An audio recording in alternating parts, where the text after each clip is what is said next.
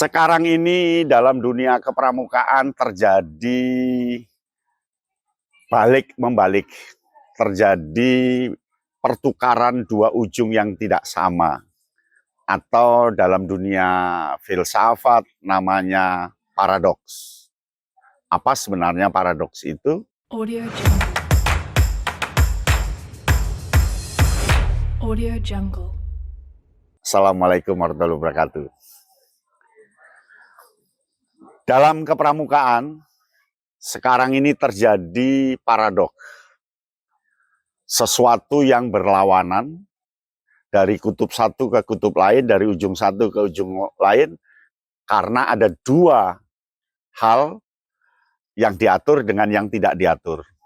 Dua hal yang diperbolehkan dengan yang tidak diperbolehkan, lalu diatur oleh yang normanya seperti A, tapi kenyataannya B. Dan itulah yang namanya paradoks. Paradoks itu terjadi karena ada dua kubu, ada B, ya, B, kemudian ada ujung sana dan ujung sini. Itu yang pernah saya tulis di artikel WA. Paradoks terjadi karena satu, kemalasan untuk menerapkan hal yang benar sesuai dengan norma. Akibat kemalasan, tidak mau berkemah di hutan, tapi kemahnya di halaman sekolah. Bahkan tidurnya di ruang kelas. Dan akhirnya kemah di halaman sekolah dan tidur di ruang kelas menjadi budaya. Tidak pernah kemah di hutan, terjadi paradoks perkemahan. Paradoks berikutnya adalah berkemah itu lebih asik kalau masak sendiri. Tetapi kenyataannya banyak peserta yang beli bungkusan, dikirim orang tua, akhirnya anak tidak pernah masak. Padahal yang kita harapkan adalah masaknya itu perkara mateng enggak nomor 27. Yang penting anak mengalami. Terjadi paradoks masak. Itu terjadi karena satu, malas. Yang kedua, terjadi karena jalan pintas. Jalan pintas itu tidak mau A karena susah, dia main enaknya saja. Sehingga nilai pendidikan tidak tercapai, karena dengan susah itu justru nilai pendidikan akan muncul dengan bagus.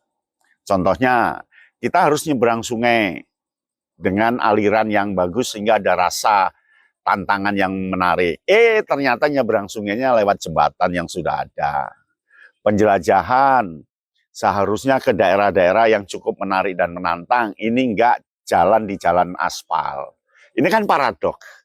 Akibat jalan pintas tidak mau susah. Jadi yang pertama malas, yang kedua jalan pintas. Itu. Yang ketiga, ini berbahaya banget, itu seolah-olah. Kemah seolah-olah kemah, padahal enggak, hanya fotonya saja. Penjelajahan seolah-olah penjelajahan, padahal enggak. Ini paradoks. Paradoks sekali. Jadi penjelajahan seolah-olah penjelajahan, padahal enggak, hanya fotonya saja. Akibat pembina yang jalan pintas tadi. Jadi dia seolah-olah, karena malas, karena jalan pintas, pada akhirnya seolah-olah. Nah, ini sangat berbahaya di kepramukaan. Dan yang keempat, menutup, menghindari, dan melepaskan budaya kepramukaan. Akhirnya menjadi budaya baru, bahwa kemah itu di depan halaman sekolah, bahwa masak itu sudah nggak penting, karena sudah ada bungkusan, bahwa kemah itu ya harus bawa kasur, bawa bantal, ya kemah itu harus didampingi orang tua.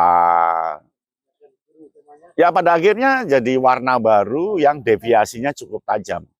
Ini sangat berbahaya bagi pendidikan kepramukaan. Mengapa berbahaya? Karena akan dihindari oleh orang. Anak-anak sudah nggak senang pramuka karena sudah nggak ada tantangan. Apalagi mau pergi ke hutan takut, ya kan? Itu yang keempat, takut. Itu. Nah yang kelima, terlalu dihantui oleh risiko. Jangan-jangan nanti ada celaka, jangan-jangan nanti terpleset, jangan-jangan nanti jatuh, jangan-jangan nanti luka. Kan belum terjadi, kan bisa dirancang untuk keamanan dan kenyamanannya lewat survei, lewat pengecekan risiko, sehingga betul-betul di manajemen nih. Tetapi takut duluan, kepala sekolah takut, mabigus takut, pembina takut, akhirnya ya kembali ke seolah-olah tadi, karena rasa takut. Nah, akhirnya hampir semua segmen kepramukaan terjadi seperti itu, sehingga pramuka akan masuk ke dunia penyimpangan dan dunia ketidakberhasilan, dan suatu saat kepramukaan akan hilang, karena nggak ada artinya lagi akibat pelaku-pelaku kepramukaan yang dimensinya adalah dimensi akal-akalan. Mengapa akal-akalan, mengapa malas, mengapa jalan pintas, dan mengapa seolah-olah? Karena tidak punya pengalaman. Semuanya instan, pembinaannya instan. Tidak pernah pramuka, kursus seminggu jadi pembina, itu instan. Kepala sekolahnya nggak pernah pramuka karena dia mabigus, seolah-olah tahu tentang pramuka. Nah, itulah penyebab penyimpangan. Mumpung belum banyak terjadi, mumpung deviasinya, penyimpangannya tidak lebar, ayolah kembali ke basic, kembali ke rel kepramukaan. Siap ya kembali ya? Oke. Salam Kak Yana Bintang. Audio Jungle. Audio Jungle.